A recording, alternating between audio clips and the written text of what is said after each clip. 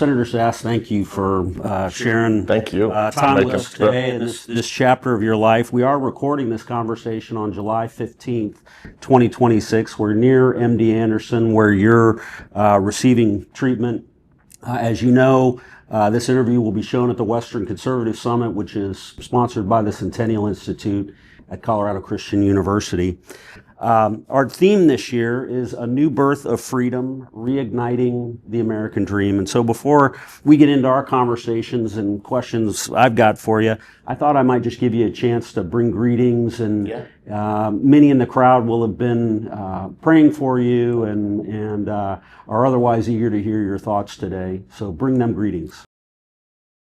Thank you for making this trip, and thank you all for the prayers. I wish I could be with you in person, but I'm incredibly grateful that the team was able to pull together an edge of hospital session for us to still be together today. But please know of my desire to have been in person with you today if I could have been. But thank you for the prayers.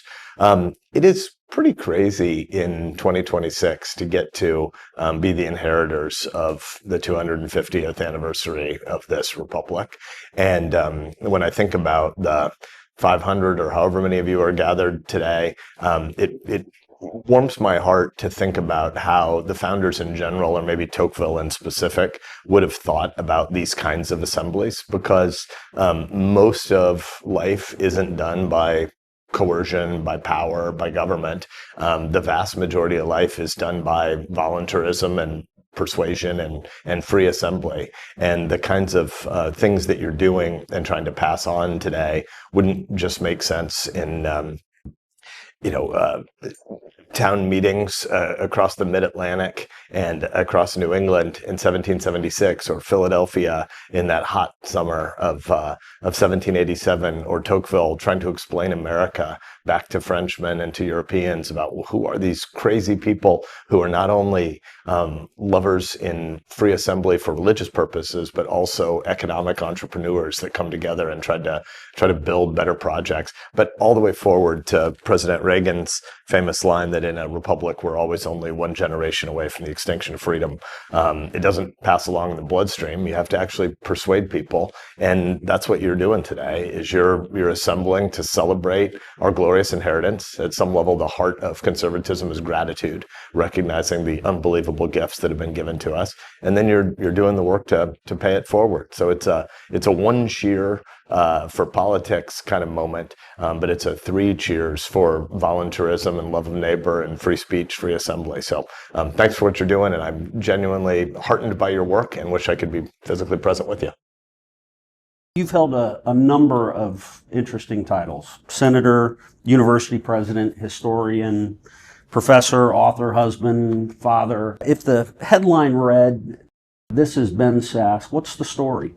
Simul justus et peccator, sinner and saint. I mean, the heart of my identity is in the Christian understanding of ourselves as united with Adam in brokenness, but that doesn't have to be the end of the story. United with Christ as the second Adam, doing all the work to save us, taking away all my sin and imputing righteousness to me that I didn't deserve. So, like the criminal on the cross, we get the full credit of having clothed the naked, fed the hungry, visited the sick, even when I haven't done any of those things. And so that's the heart of my identity. Then in response to that, how do you live a life of gratitude? You get guilt in Adamic stuff. You get grace in Jesus, sacrificial, righteous life, sacrificial death, and historical resurrection. But then you get gratitude. How do you live in response to that? And definitely the heart of what I care most deeply about is being a dad and a husband, but lots more boxes to check: football addict, American zealot. How's that changed over the last, 10 years or even early in your career when you were hitting it hard and traveling a lot in business? I don't think the intellectual box checks have really changed very much, but I would say at an emotional level, it feels like worldly storehouses are way less appealing than they used to be. Work is an unbelievable blessing and gift. We're meant to work, to pour ourselves out. When Ecclesiastes, when you find the opportunity to labor, put your shoulder hard against the plow. But there's no storehouse we're ever going to build up that's going to overcome our finitude and our mortality. It's tempting though, isn't it? It is. It is. There is a deistic narcissist deep in my soul and in all of our souls that wants to think, I'm glad that God built this system, and now that I understand the rules, I can probably win. So your awareness of your finitude increases as you age, and there's a lot that's terrible about suffering and death, but again, to reference Ecclesiastes, it is pretty useful to be able to number our days and know that we should live our life backward in light of the end. Prior to your diagnosis, what's a defining moment for you that if you told us the story, the details, the success, the challenge, the failure, the obstacle you overcame, would tell us a lot about who Ben Sasse is? For over a decade of my life, I thought the biggest day in my life was February 21st, 1990. It's the day before I turned 18, and I didn't win the state wrestling championship in Nebraska after having been sure I was going to. I'd won the summer state championship the summer before, 8 months before, which is the sort of precursor of that year's event. And for a decade, I thought losing the state wrestling tournament was a big deal.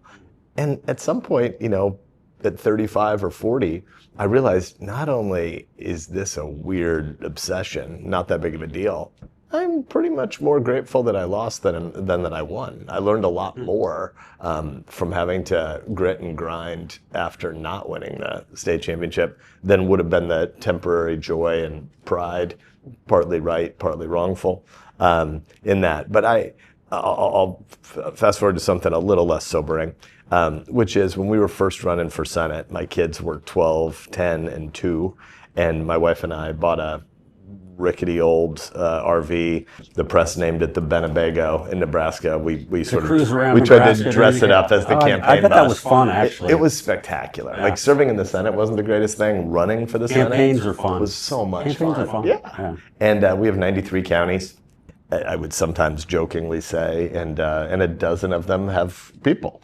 We have 93. I have family in western Nebraska. I understand that point. That part of our state, Nebraska is the largest cattle state in the union. We have 80 head of cattle per person, and glorious places. But man, the population can be sparse. We did 4 campaign events in our primary in every county. And again, 93 is a lot, 80 of those being very sparsely populated, and trying to create events and grassroots energy. It was super fun. Like my 2-year-old doesn't have a lot of recollection of it. He turned 3 on the campaign, but my 10 and 12-year-olds became 11 and 13 by the end. They'll remember that forever. And that family, let's do the campaign, or almost like a concert tour bus, and let's live this as a family. There's work for everybody to do all day, every day. And Partridge Family, it was awesome. I've been surprised at how remarkably public you have been about your treatment and about cancer. And this isn't a paid political announcement, but listen to the Ben Sasse podcast, Not Dead Yet. It's been terrific. Why have you been so public? Why have you talked so much about this? Why'd you do the podcast? What have you learned? One of the benefits of anything like a terminal diagnosis is it can help shatter our idols, because it tells us the truth about the fact that I'm not going to build heaven. I'm going to be a recipient of the gift of heaven. Prepping for a weekly podcast has given me, an anchor in the schedule, and Not Dead Yet, from the Monty Python reference, is talking with a lot of folks who think intentionally about how do you live life well. But the main thing that happened is when I was first diagnosed, so many people reached out, and we looked at it once a couple months ago. We're ignoring 90 to 95% of all interview requests, and of the 10% we pay attention to, we decline the overwhelming majority of them. I only do a couple. So I try to do like a public half day to a day every 7 to 10 days. And I just said really, really basic, simple Christian stuff. And it seemed to go viral. And I think a couple things. Like one is we all know that death is wicked and it's wrong, and we don't like it, and we're scared of it, and yet we're so rich. There's so much affluenza that it's easy to distract ourselves, and especially by peer segregation. And I was stunned by how many people thought that the natural response to a terminal diagnosis is you should be angry at God. And I've just not been angry at God at all. Not a time, not a moment. I'm a sinner, and I'm kind of amazed that anything works in the world.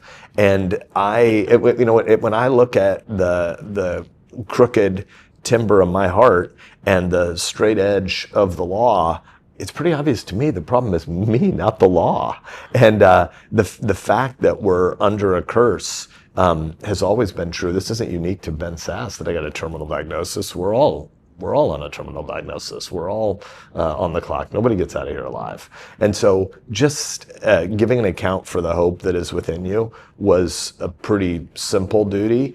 And when some of it went a little bit viral, occasionally I do more interviews to just answer or explicate in response to that. Could you take a minute and tell us about this drug that you're on? And I was diagnosed with metastasized stage 4 pancreatic cancer, and pancreatic cancer is the highest death rate. So 87% death rate overall, but a 97% death rate within 12 months if you present as stage 4. I presented as advanced stage 4. I had already metastasized to 5 other systems. And so in 40 years, there's basically been no good news in pancreatic cancer. My diagnosis was middle December. By December 29th, I'd been pounding the doors here at MD Anderson and at Memorial Sloan Kettering in Manhattan, the two best hospitals for cancer care in the country. And I got onto this clinical trial for this drug called daraxonrasib. And I'm the second group of people on it. There are about, I don't know, ballpark 400 of us on it now. A year and a half ago when the drug first came out, it was developed at UCSF. There were about 30 people on it. All those 30 have died now, but they lived more than twice as long as their life expectancy and as the control group for their trial. So I was given a 3 to 4 month life expectancy. Most people in a similar situation to mine are given a 4 to 6 month life expectancy. Their control group lived almost 6 months, and the people that went on the drug lived 13.7 months, so more than doubling. It's pretty remarkable. It's unbelievable. There's the oncology community refers to the pancreatic cancer molecule as a greasy golf ball, and there's like no way to deliver the drug to the molecule. To attach to it. Exactly. But there's a chaperone molecule that's almost always floating nearby. And these guys at UCSF, this is just unbelievable common grace, love a neighbor, science. They created a thing called molecular glue. And they took this chaperone molecule that's always hanging around, and they glued it to the edge of the greasy golf ball. And then the drug is delivered at the bridge between the two, and then it can work its way back into the greasy golf ball. And so it's a RAS inhibitor as the general category. So if you're, I was 53 when I was diagnosed. If you were in your 80s, pancreatic cancer could well be environmental. If you're in your 50s, it's almost always a product of a genetic mutation. And so we've found 2 of my genetic mutations, and the most common one is a KRAS, I think it's G12D mutation. And so we're able to inhibit the on-off switch in the RAS gene. And so it's crazy. My tumors have shrunk by over 80% in the 6.5 months I've been on this drug. A lot of people praying for you. I know you know that. Your friends and family. You have a little community in Westcliff, Colorado, where our little ranch is. And I told a number of people that I was going to come and see you, and they knew your story. And so a lot of people praying for just continued healing and this remarkable drug that you've talked about. And so thanks for sharing about that. Was there something that cancer has taught you that was completely unexpected? I had pondered the Tim Keller quote before my diagnosis. I'm in the PCA, and Pastor Keller pastored Redeemer Presbyterian in New York for decades and died of pancreatic cancer. And he had the line that pancreatic cancer is nasty, and I would never wish it on my worst enemy. But I also would never want to go back to a stage of my life where I didn't know the power of pancreatic cancer prayer. And I had reflected on that statement well before my diagnosis. But then when I was diagnosed, it all of a sudden made sense to me, because I had 7 weeks before my diagnosis where I'd been in a lot of pain and we were having trouble figuring out what was going on. And I remember, crying out to God during this, don't know what's going on here, but this is not right. It's not okay. And man, am I desperate and needy.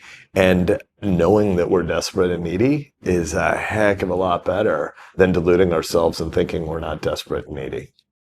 Tim Keller said that one of his challenges, and I think I'm paraphrasing here, is that he actually had to believe what he preached all those years. How does that hit you? How has that perhaps changed since your diagnosis? Maybe one theological point and one consequential for family life point. The theological point is, it is an amazing thing that God desires fellowship with us. And I can't make sense of that. And of course, I don't want death. We shouldn't want this wicked curse. But it isn't just an enemy. It's a final enemy. And beyond that enemy, there's no more tears. At a relational or consequential level for family, it's weird not just to have a terminal diagnosis, but to have a terminal diagnosis and then live multiple months beyond, because you do want to redeem the time. But my wife is a rock. She's an unbelievable. We've been, great friends for 32 years, 32 and a half, married for 31. And I'm unbelievably grateful for the time that I've had with her. And I'm sad for what she'll experience and grieve in the loss, but she's going to be fine. And my daughters are in their 20s, and they're rooted, steady, stable adults out working hard and loving their neighbor. And I'm sad for their loss, but I know they're going to be fine. My boy was 14. He's turned 15 during this time. I feel like even if he wasn't fine, he'd fake it fine. But it's not right for a 14-year-old, for a 15-year-old not to have a dad. And so I'm glad that we get these bonus months. Again, we're a couple days away from being 7 months since my diagnosis at 3 to 4 months to live. So the drug has been amazing, and I'm grateful for that common grace extension of time. But it's still weird to know that you're, likely not going to be at major life event X, Y, or Z in 2, 3, or 4 years. And yet you want to have good family dinner tonight, but you don't want cancer to dominate all talk. And so it's a problem that we all have as Christians, knowing that we're under the curse and we're on the clock, but eventually there will be a city that has foundations. Your son is Breck. Yeah. Augustine, but it's hard to shout at a sporting event, so we call him Breck. As it turns out, Senator, today is the 10th anniversary of me burying my dad. I was born on his birthday, 30 years apart. He died at 79. In many ways, I wonder what his counsel would be to me today. As you think about Breck, and you think about 10 years from whenever you're gone, what do you want him to know about being a man? The sort of old bumper sticker version would be, if you're in a rowboat in a terrible storm, you row like there is no God and pray like you have no oars. It's way too simple, but it is the case that we don't control the outcomes, and yet you want to run hard in life. You want to serve. You want to love your neighbor. You want to overcome the obstacle. It is really interesting to be able to live in the moment and to work and strive really hard, and yet put none of our identity in it. It's a psychological riddle that's incredibly difficult. Introspection can be taken way, way too far, but my boy is named for Augustine. And so a theological tradition that builds on the Pauline insight, Romans 7, that which I do not want to do, and that which I do not want to do. That is a sense that the old Adam that's being squeezed out of us as we're sanctified. Jesus says he comes not for the for the well, but for the sick. He's not claiming there's anybody who's well. He means he comes not for the hypocrites, but for those who know enough to be grateful to God for his rescue mission for us. Then in response to justification, we get to live out sanctification. And the dying to self in sanctification is striving all you can, and then every night and every Lord's Day saying, and now I rest because my identity isn't in this. I'm not going to control the outcomes. And so it is a weird psychic 1-2 punch to simultaneously want a kid to work his tail off and put none of his identity in the successes of his labor. Right. My dad has a lot of similarities with you. Grew up in Fremont, on some financial committees in the Senate. Both ended up as university presidents. Both had cancer. Did you become aware of my dad? Any recollections of him? So when he served in the Senate, the fact that he was from Fremont, Nebraska. I was born in Plainview on the Nebraska-South Dakota border, but I lived in Fremont from age 2 on, and our home now is a mile from where I grew up.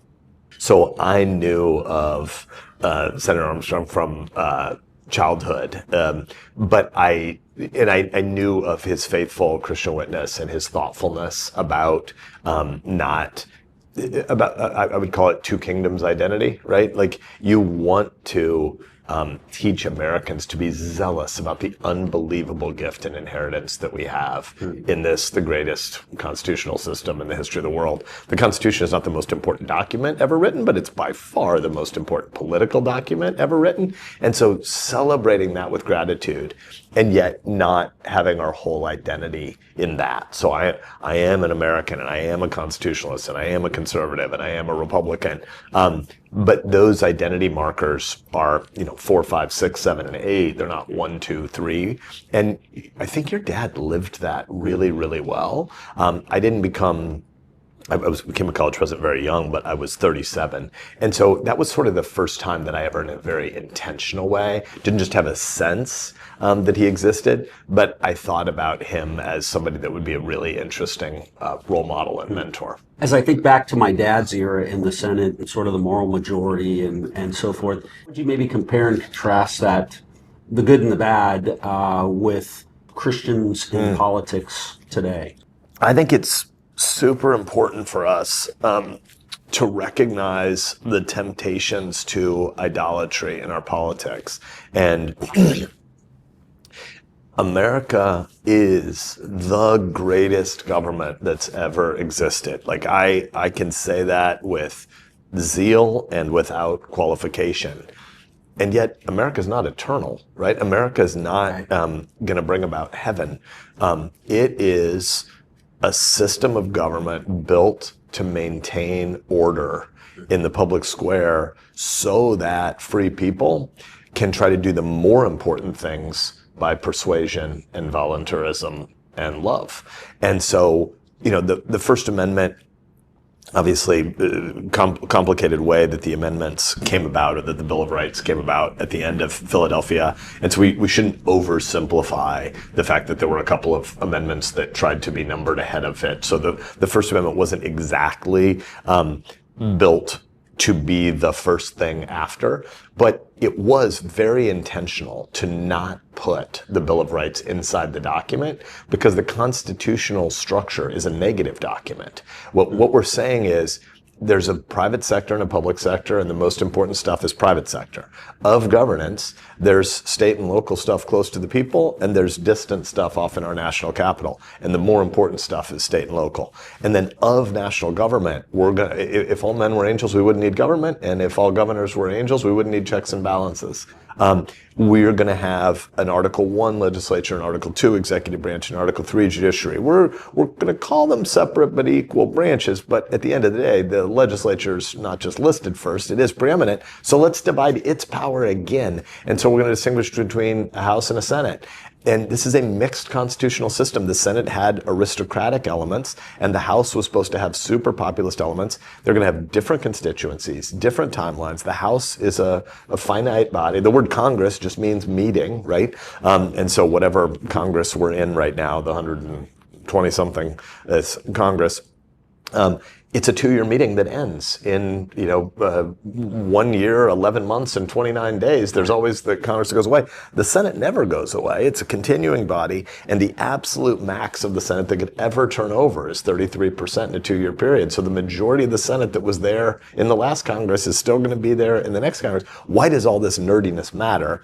It matters because it's a way of saying power is necessary, but it's not primary and it's not central. And so we want a framework for ordered liberty that says, oh, here's the nature of people. Free souls cannot be compelled. And so freedom of speech, freedom of the press, freedom of religion, freedom of assembly, the right of protest, the redress of grievances, those 5 big freedoms in the First Amendment, they're like a dog's breakfast of liberty. And it wouldn't make any sense to say, oh, you have freedom of religion, but you can't assemble with your co-religious. You can't sing together. Oh, you have freedom of speech, but you can't publish what you think. And so the First Amendment is such a glorious thing, and it points us beyond the limits of what government does to the nature of people who try to persuade their neighbors. And I want to persuade people to come to church with me.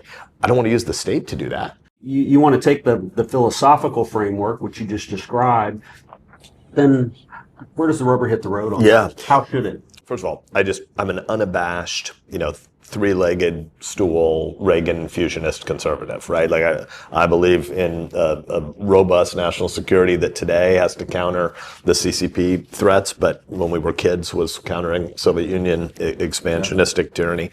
I believe in social conservatism and I believe in economic conservatism, but I am well aware of why so many of our neighbors are very skeptical of a limited view of government like that. And a huge part of it is because of the economic angst of our time. We have to say 2 things there. One, we are the richest people any time and place in human history. Like there's just no debating the data. You can look at it. If you're a 10-year-old, a 20-year-old, a 30-year-old, a 40-year-old, 5 consecutive generations in a row, standard of living and purchasing power has grown 5 consecutive generations. We've set a new record. What's weird is 4 generations in a row, from the greatest generation to the baby boomers to Gen Xers, etc. 4 of 5 generations knew that. This is the first generation ever that doesn't know it, and they actually believe. I mean, I've looked deeply in the data. 15, 20, 25, 30-year-olds, they believe they're suffering, and they're the richest people ever in human history. Well, that says something problematic about our shared sense of community and the way we do education. It says even more about social media and the nature of comparison. My shorthand way of thinking about this when I'm with college students right now is Jeff Bezos was one of the richest people in all of human history. He still is, but he was until a month ago. And then Elon has a new IPO, and by market cap, Jeff Bezos is closer to a homeless man than he is to Elon. That's crazy. Who cares? Like at the end of the day, the fact that Elon has more than twice as much money as Jeff Bezos doesn't mean Jeff Bezos is poor. And that's actually true of all of us. So median Americans are crazy rich. But there are other people who are richer. That doesn't mean you're poor. And so we're not doing basic economic catechetical stuff. But here's the bigger problem that I think folks face. We are on the precipice of the end of lifelong work. People in your audience can have very different perspectives on the AI jobs apocalypse debate. I call myself a reluctant optimist. Like the schools are usually called accelerationist or optimist or safetyist or pessimist on the other end. I am more in the middle, but if you force me into a binary, I'm an optimist, not a pessimist. But there is going to be a lot of unbundling and rebundling, and there will never be lifelong work again in the sense that most humans throughout history, somewhere between age 14 and age 22, you started doing a kind of work, and you were going to do that work until death or retirement. The quantification revolution, which is, I think, just a broad way to think about AI or digital more broadly, anything that can be reducible to a series of steps is going to become dang close to free and ubiquitous in our lifetimes. And so that means if you're 35, 40, 45, or 50, you can't assume you're going to have the same job until death or retirement anymore. You're going to have to figure out how to be gritty and retool and rewire and relearn and regrow and find neighbors to serve. I think there'll be more than enough work to do, but it's going to require a different kind of flexibility and entrepreneurial grit than middle-class people have ever had before. And I think a lot of folks look at that future and they find it horrifying. And so they want the government to be daddy and to solve that problem. I'm of the view that the government will mess up more than it will solve in that space, but I get why some people, even on the right, have a more interventionist view of the government's role in the economy than I do. Senator, tell us about just sort of your views on what's in the New York Times. How are you seeing the world? 100 years from now, when we look back on our moment, we're not going to talk about our politics very much. I think we're going to talk about the fact that we are living through a technological revolution that's creating unbelievable economic largesse, but economic disruption more broadly, which undermines a sense of place. And we're meant to be embodied, rooted people. So these giant tools, I want the U.S. via decentralized corporate structures to rule the world, not CCP tyrannical Maoists to rule the world. And I think most middle powers, most countries in the world know that somewhere between 5 and 25 years from now, we're going to say the world is Western/US led. Free trade, open navigation of the seaways, rule of law, transparent contracts, recognition of human rights, opposition to the genocide of the Uyghurs, etc. Or it's going to be CCP-led, which is, them tolling all trade through Beijing, no transparent contracts, no rule of law, no open navigation of the seaways, no recognition of human rights. And so I think that the not overly simplistic, but simple starter frame on the world has to be, though there are some things we should have commerce with China about, no reason we shouldn't sell them soybeans if they want them. But at digital commerce, we have to think about what the future of the world looks like. And the world needs US leadership. Most people, most countries would rather have US than CCP, Chinese Communist leadership. But if we don't lead, many will drift into that orbit. I start with a frame that says US leadership is essential. What should the conservative agenda look like the next 10 years? So we should start by puncturing a lot of myths that are nonsense. A lot of times people look at the global stage and they imply that if the U.S. is exercising leadership, we're somehow sacrificing for the globe and not benefiting. The reality is the synergy is usually true. U.S. leadership is good for the world and U.S. leadership is good for the U.S.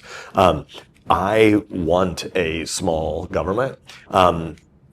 But I also recognize that we live in a very, very weird moment. We need Americans to understand that the decentralized nature of U.S. global leadership is not exclusively government policy based, but it's based on the entrepreneurial benefits of recognizing that we want U.S. talent to help lead the world. And so one of the things that's obvious, I mean, this is to go micro from national security, but one of the things that's obvious is that our educational systems are just a complete disaster.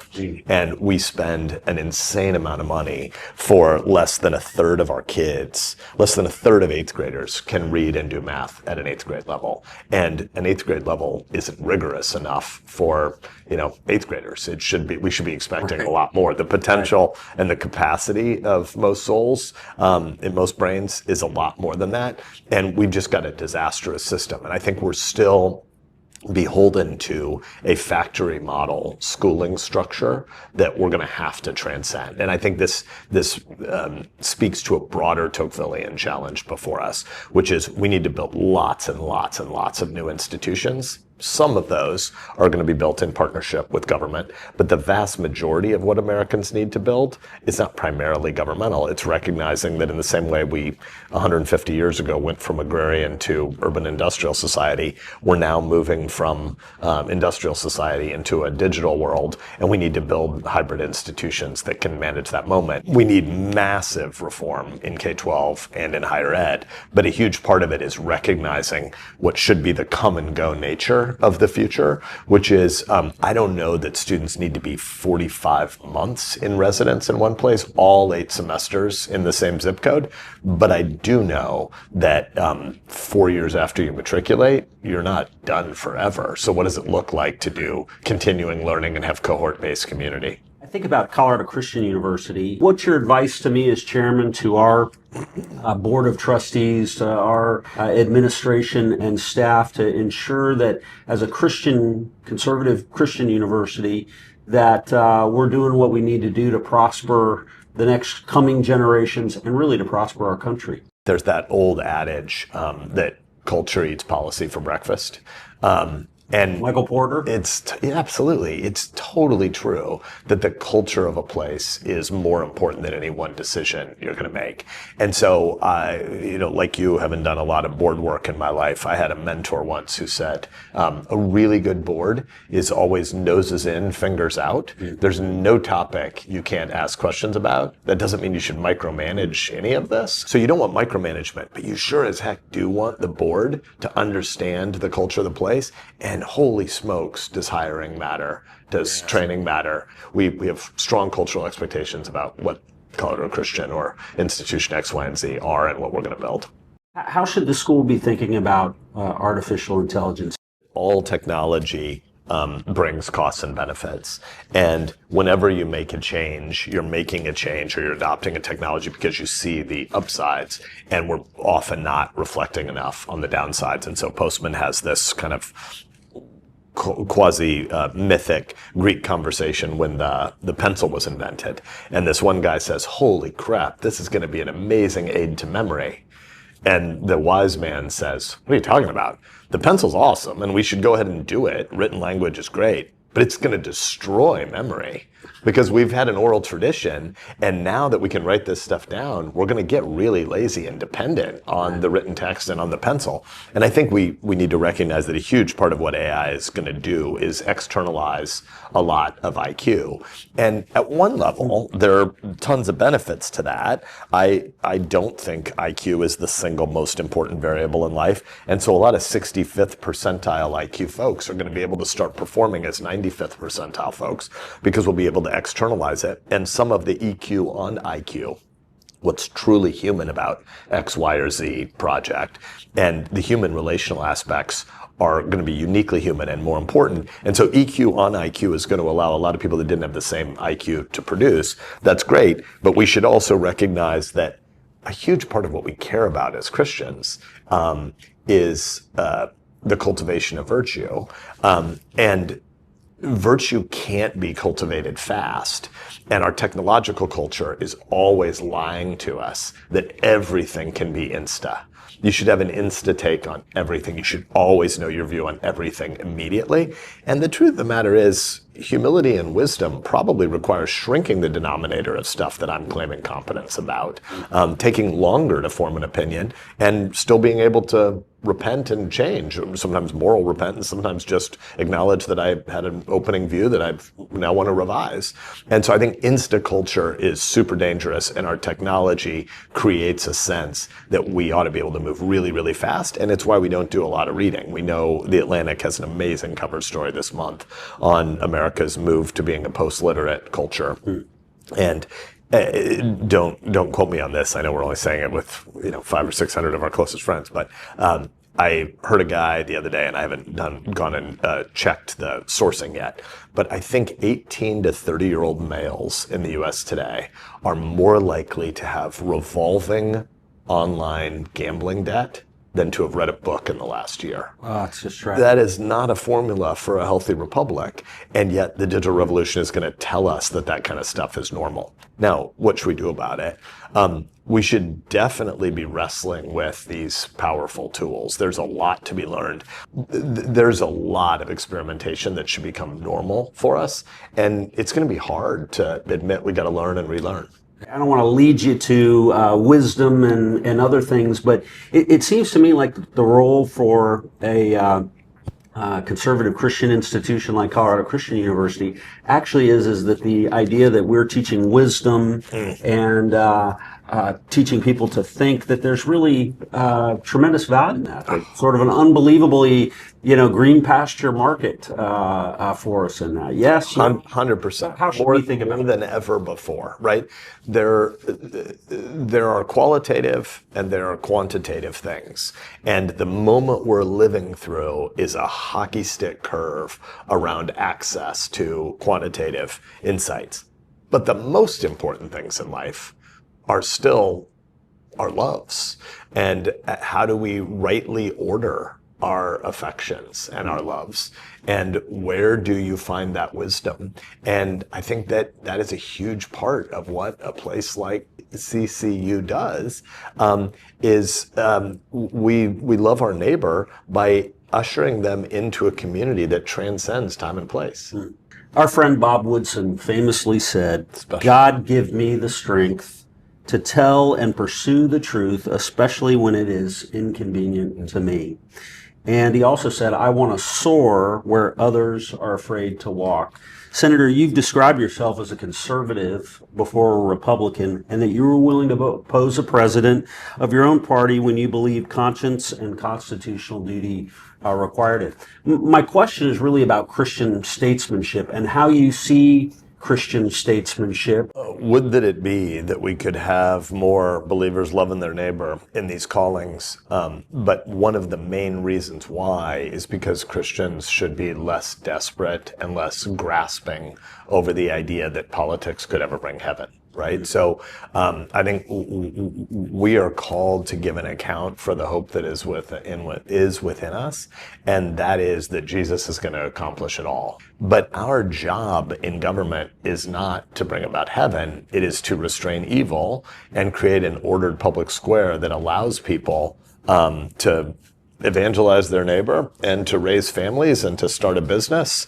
And so one of the fundamental responsibilities of Christians is to be in the public square, to love their neighbor, to not be idolatrous about what politics can accomplish, and to resist the constant temptation to violate the ninth commandment and to bear false witness. I think one of the terrible things about the tribalism of our moment is people really have come to believe that the end justifies the means. How did your experience in the Senate, how did your experience in life in general, but as it relates to Christian statesmanship, what did that experience teach you about courage and loyalty and political cause? One of the things that I learned, I was in office for just under 9 years and so was elected in my early 40s and left in my early 50s. And I think I was sobered by how few Americans really have a long-term theory of what we're accomplishing. I think, if you give people apocalyptic fight or flight 93 elections all the time, most normies are going to check out. And so we have something like 71% of Americans pay no attention to politics, and of the 29% that pay attention, half are kind of addicts and half are what I would think of as healthy middlebrows. Like they're eating their vegetables and they're paying attention to the public square, but it's not where they're getting their core identity and their hopes and dreams and best friends. The 71% that are checking out, that's super sobering, and it should be our job as a republic to want to do the gratitude-based stuff of making sure the next generation understands the glories of this system. Washington resigned over and over and over again. I mean, he resigned as head of the Continental Army. He clearly could have been made king after a successful revolution, and he wouldn't do that. But I think one of the most profound things about our civic catechetical tradition, in December of 1796, he creates the tradition. FDR would obviously ultimately serve 4 terms, and then we did a constitutional amendment. But Washington created a tradition that governors should go back home. Until the American Civil War, besides the Bible, the most read thing in America was Washington's farewell address. It wasn't the Declaration of Independence. It wasn't the Constitution. It was that Washington said, politics isn't the center of who we are, and we believe in ensouled people, and then government should be a bunch of servant leaders who serve for a time and go back home. Just in sort of where you are in your seasonal life, maybe what you're doing, you and your wife or whatever, is there some Will, you and Christy should go and you should spend time in this prayer book or anything like that comes to mind that you're doing? We have probably read Ecclesiastes aloud at our house every other year for 15, 20 years. it's become. That's a tradition in your family. You guys read things aloud together We as do. a family. Yeah. I love it. I think a lot about the last time you do something and how you regularly don't know it's going to be the last time you do something. I don't want to get all teary on you, but one of the worst moments of my life, I think, was when I dropped my oldest off at college. And we were driving away, and I was like, I'm thrilled that she's running to all these other freshmen and, rooted in her soul and not anxious and insecure about this moment, doesn't need mom and dad. But selfishly, I'm going to miss all the time that we get with this kid. And the fact that this is a harbinger of the fact that we're all going to be empty nesters eventually. And I never thought that they'd be 5 to 15 years old forever. But I thought they'd be 5 to 15 for at least 3 decades. Like, I never really counted the cost of how fast that was going to go away. And you never know the last time. Yeah,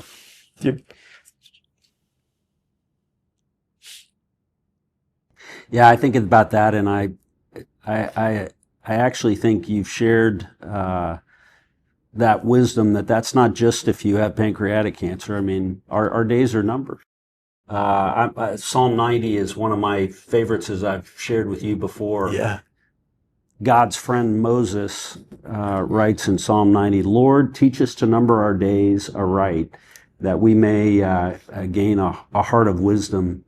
How have you thought about that? What's a heart of wisdom? What's numbering our days aright? Jesus, not ready to be fully revealed as the Messiah, and exhausted, and got these throngs following him everywhere. He wants a break and needs a break, and the disciples are trying to help him get a break, but then they keep children from him. And he's like, no, you don't get it. Let the little children come unto me. And when he teaches us how to pray, he says, pray Abba Father, which is, baby talk for Dada. The fact that we get to approach God, the Father Almighty, these two sides of the nature of God, that he's omnipotent and omniscient and eternal, and yet he presents himself to us as a father. I think, getting back to Ecclesiastes, we've got a translational problem a lot, that when you read Ecclesiastes, we hear whirlwind and a chasing after the wind. We regularly hear it as meaningless. And that's not really what Solomon's saying. The Hebrew word hevel is much closer to a breath than to a meaninglessness. And a breath isn't pointless, but it's in time, and you can't capture it. Right. So if you're swimming underwater, I used to do a lot of triathlon stuff. If you're swimming underwater and you come up and you get to take a big breath, right, it is great. It is special. It is meaningful. But I can't live on it 60 minutes, let alone 60 years from now. There's no storehouse where I can just pocket that. I can't bank it.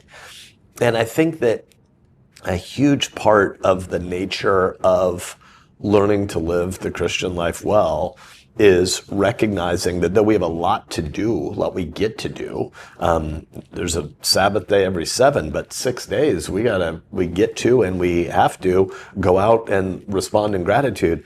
But it's useful to think of the Sabbath as day 1 and the next 6 days as a response to the Sabbath. It's not 6 days of me earning my standing, right, and then I get to go to the rest as my reward.